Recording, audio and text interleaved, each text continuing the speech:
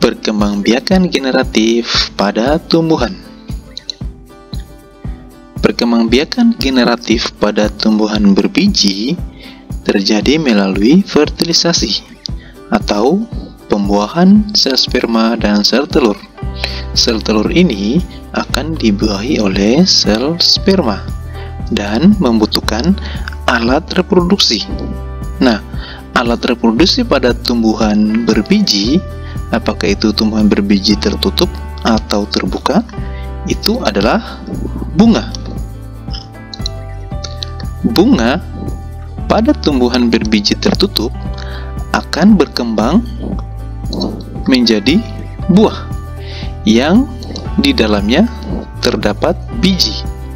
Disebut sebagai tumbuhan berbiji tertutup karena biji ini terdapat di dalam buah atau ditutupi oleh buah.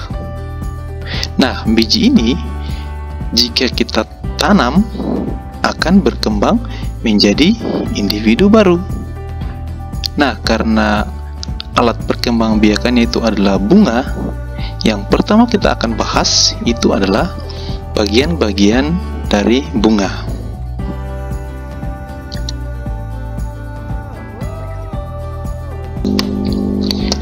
Bagian-bagian bunga.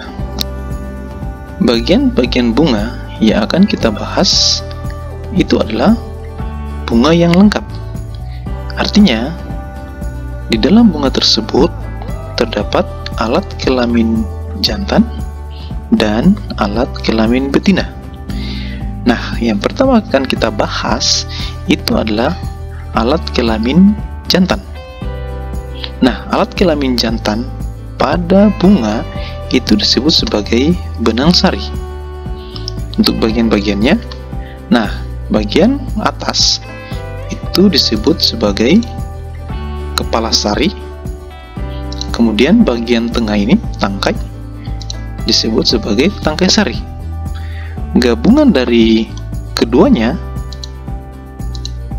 itu disebut sebagai benang sari yang berfungsi sebagai alat kelamin jantan. Kemudian bagian tengah ini, yang besar ini, itu adalah putik. Nah, bagian-bagian putih itu bagian atas itu disebut sebagai kepala putik. Kemudian bagian tengah itu adalah tangkai putik. Nah, bagian yang dilingkari ini, yang besar ini, itu disebut sebagai bakal buah. Nah, ini akan menjadi buah nanti kalau setelah dibuahi. Kemudian pada bakal buah ini terdapat yang namanya bakal biji. Nah, gabungan dari ketiganya ini itu disebut sebagai putik. Nah, putik ini berfungsi sebagai alat kelamin betina.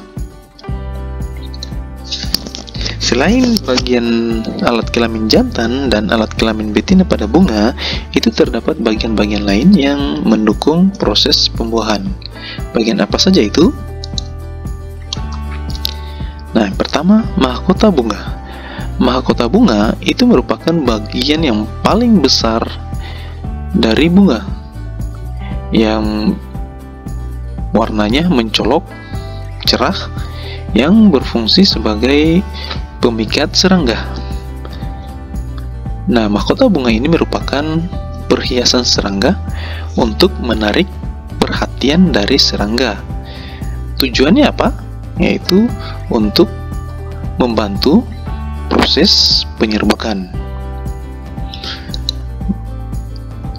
Berikutnya, kelopak bunga. Nah, kelopak bunga ini yang berwarna hijau, yang berfungsi sebagai pelindung bunga saat bunga masih kuncup.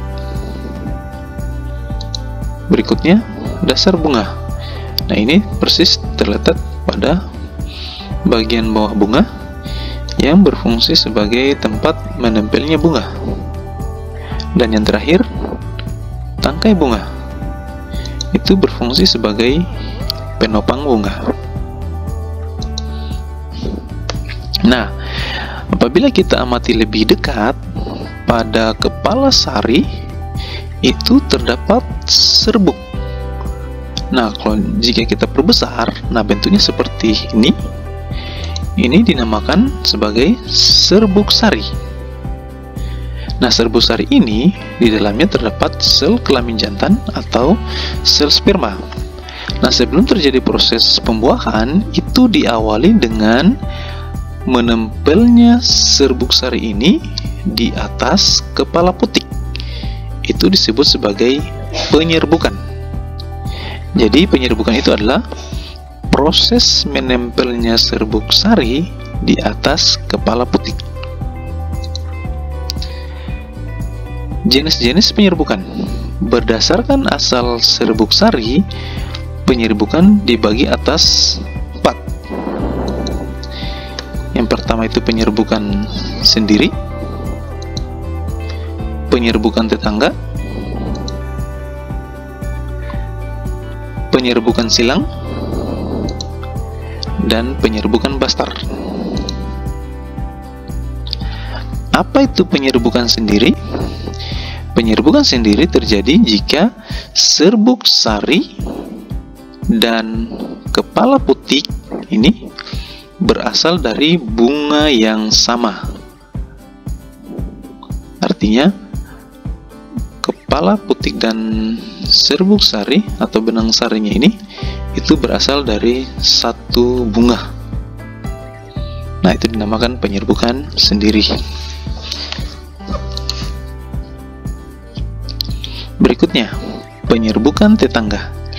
Apa itu penyerbukan tetangga? Penyerbukan tetangga terjadi apabila serbuk sari, misalkan dari serbuk sarinya dari sini, berasal dari bunga yang berbeda. Nah, ini bunga A, misalkan ini bunga A, ini bunga B, tapi masih pada pohon yang sama, maksudnya pada pohon yang satu pohon. Tapi misalkan ada 2 bunga. Nah, misalkan ini bunga A, serbuk sarinya menyeberang ke bunga B. Nah, tapi masih dalam satu pohon. Nah, itu dinamakan penyerbukan tetangga. Berikutnya, penyerbukan silang. Nah, penyerbukan silang ini terjadi apabila serbuk sari berasal dari bunga yang sejenis. Ini misalkan ini sejenis bunga warna ungu, tetapi dari pohon yang berbeda. Artinya pohonnya berbeda. Misalkan ini pohon A, ini pohon B. Nah, serbuk sari ini menyeberang ke pohon B. Nah, terjadilah namanya penyerbukan silang. Berikutnya terakhir penyerbukan bastar. Nah, apa itu penyerbukan bastar? Penyerbukan bastar terjadi apabila serbuk sari berasal dari bunga yang berbeda, misalkan bunga warna merah, tapi masih dalam satu spesies, masih dalam bunga yang sama, cuman berbeda warna. Nah, ini misalkan ini berwarna merah, ini berwarna kuning, tapi masih dalam bunga yang sama, misalkan bunga mawar merah dan bunga mawar kuning. Nah, misalkan ini serbuk sarinya menyeberang ke bunga warna kuning. Selanjutnya, berdasarkan jenis perantaranya, itu penyerbukan dibagi atas 5. Ini penyerbukan dibantu oleh serangga. Yang kedua ini penyerbukan dibantu oleh burung. Kemudian penyerbukan dibantu oleh kelelawar. Selanjutnya dibantu oleh angin atau udara. Dan penyerbukan dibantu oleh manusia. Nah, yang pertama kita bahas itu adalah entomogami. Apa itu entomogami? Penyerbukan yang terjadi dengan bantuan serangga. Nah, misalkan serangganya lebah ataupun kupu-kupu. Nah, misalkan ini lebah singgah di bunga ini.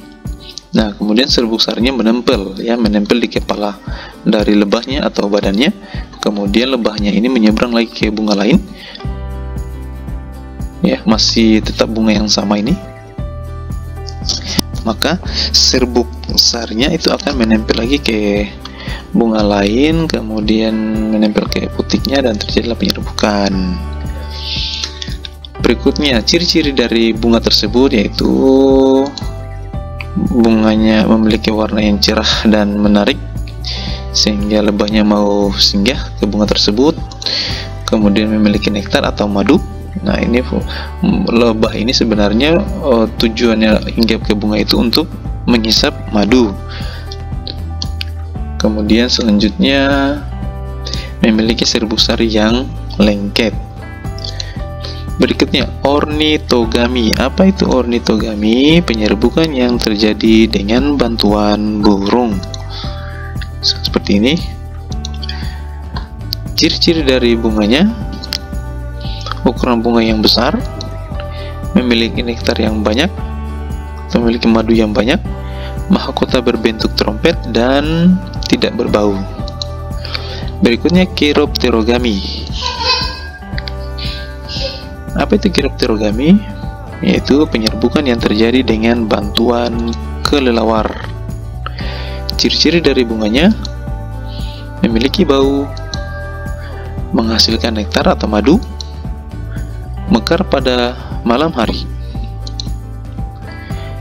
Kemudian selanjutnya, anemogami. Apa itu anemogami? Yaitu penyerbukan yang terjadi dengan bantuan angin. Ciri-ciri dari bunganya: tangkai bunga panjang dan mudah bergoyang, tidak menghasilkan nektar atau tidak memiliki madu, dan bunga berukuran kecil.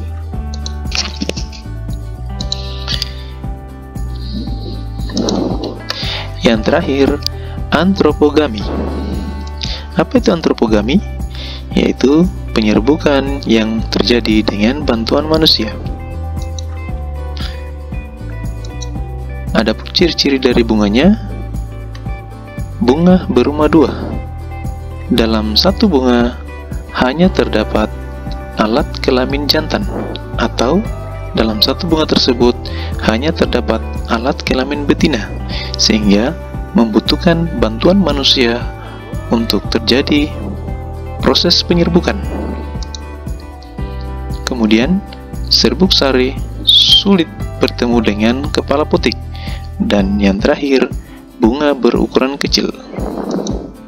Adapun contoh bunganya yaitu bunga vanila dan bunga anggrek. Sekian, terima kasih. Assalamualaikum warahmatullahi wabarakatuh.